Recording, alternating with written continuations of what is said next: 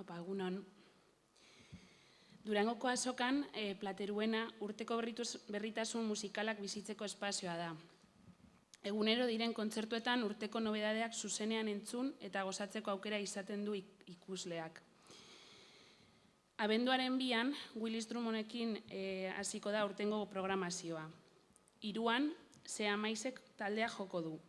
4an, Esian izango dugu gurean eta 5ean, Eskakeitan ariko da. Sarrerak Plateruenaren webgunean eta txarteldegian dituzue salgai. Eta programazioa doako kontzertu batek itxiko du, Bidertzean taldearenak, abenduaren 6an. Horrez gain, abenduaren 2an, Euskal Kantagintza tradizional saio 2 egingo dira Euskal Herriko osoko ikastetxeetako 600 ikaslerentzat, DBH eta batxilergokoak. Bertan, 300 ikasleko 2 kontzertuetan, Peti, abeslari eta gitarra jole beratarrak, Euskal kantutegi tradizionaleko kantak abestuko ditu ikasleentzat.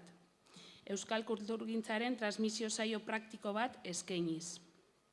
Laboa, Lete, Ordorika, Martikorena, entzuna izango dira Petiren ahotik.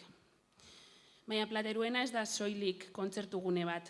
Azoka bizitzeko esperientzian, familiarekin jateko lekua baita. Aspaldiko lagunekin zerbeza bat konpartitzeko barra. Abendu hotzean, etxeko saldarekin eskuak berotzeko espazioa. Lagun artean erositako gauzak komentatzeko aretoa. Begiz jota duzun kulturgilea ezur haragiz ezagutzeko unea. Plateruenak hori eta gehiago eskaintzen du. Azokan, kafe, pintxo, otarteko, ardo eta zerbezatan ere bizi baita. Zehatzago horien bueltan elkartzen den jendearengan.